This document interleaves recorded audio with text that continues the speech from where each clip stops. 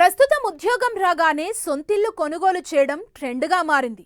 IT, pharma, finance తదితర రంగాల్లో career ప్రారంభ దశలోనే ఇల్లు కొనుగోలు చేస్తుంది యువత.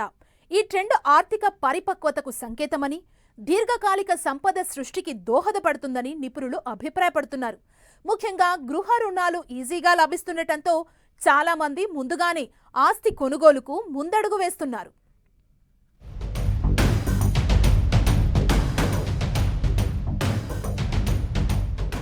బెస్ట్ సెక్యూర్డ్ ఇన్వెస్ట్మెంట్ గా సొంతిల్లు.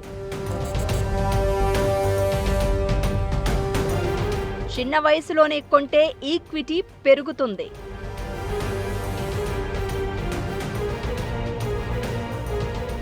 ఈఎంఐ వ్యవధి ఎక్కువ ఉంటే నెలవారీ భారం తగ్గుతుంది.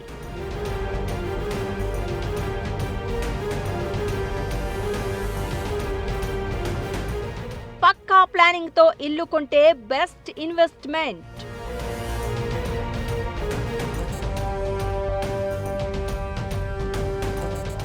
ప్లానింగ్ లేకపోతే లాంగ్ టర్మ్ లో పెను భారం.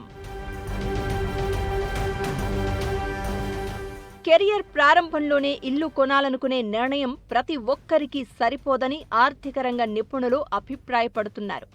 చిన్న వయసులో ఇల్లు కొనడం వల్ల ఒక పెద్ద లాభం ఏంటంటే దీర్ఘకాలంలో ఈక్విటీ పెరగడం, ఎక్కువ కాలం పాటు రుణం చెల్లించే అవకాశం ఉండడంతో ఈఎంఐ భారం తక్కువగా ఉంటుంది. అంతేకాకుండా అద్దె చెల్లింపుల నుంచి ఉపశమనం లభించి సొంత ఇంటి భద్రత అనే భావన కలుగుతుంది. కానీ ఇందులో అనేక సవాళ్లు కూడా ఉన్నాయని గుర్తు చేస్తున్నారు నిపుణులు. కెరియర్ ప్రారంభ దశలో ఉద్యోగ మార్పులు, బదిలీలు సర్వసాధారణం. ఈ సమయంలో హోమ్ లోన్ బాధ్యతలు వృత్తిపరమైన స్వేచ్ఛను తగ్గించే ప్రమాదం ఉంది. ఈఎంఐలతో పాటు డౌన్ పేమెంట్, రిజిస్ట్రేషన్, నిర్వహణ, మరమ్మతుల ఖర్చులు కూడా భారీగా ఉండవచ్చు. అంతేకాకుండా ఇవి నెలవారీ ఆదాయంపై ఒత్తిడిని పెంచుతాయి.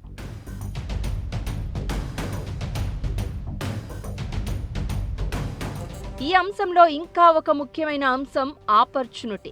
ఇల్లు కొనడానికి ఖర్చు చేసే డబ్బును ఇతర పెట్టుబడుల్లో పెట్టినట్లయితే ఇంతకుముందు ఎక్కువ లాభాలు పొందే అవకాశం ఉండేది. ముఖ్యంగా కెరియర్ ప్రారంభ దశలో ఉన్నవారికి ఇది కీలక అంశంగా మారుతుంది. అయితే కొన్ని పరిస్థితుల్లో ముందుగానే ఇల్లు కొనడం మంచిదే. ఒక వ్యక్తి దీర్ఘకాలం ఒకే నగరంలో ఉండాలి అనుకుంటే అద్దె ఖర్చులను ఆదా చేయవచ్చు. అలాగే భవిష్యత్తులో ఆదాయం పెరుగుతుందనే నమ్మకం ఉంటే గృహ రుణ చెల్లింపులు సులభమవుతాయి. ముఖ్యంగా తమ బడ్జెట్కు అనుగుణంగా ఇల్లు కొనుగోలు చేస్తే ఆర్థిక ఒత్తిడి తగ్గుతుంది. మొత్తంగా చూస్తే సరైన ప్రణాళిక, స్పష్టమైన ఆర్థిక లక్ష్యాలు ఉంటే చిన్న వయసులో ఇల్లు కొనడం మంచి పెట్టుబడిగా మారుతుంది. లేకపోతే అది దీర్ఘకాలిక ఆర్థిక భారంగా మారే ప్రమాదం ఉందని ఇండస్ట్రీ ఎక్స్పర్ట్స్ హెచ్చరిస్తున్నారు.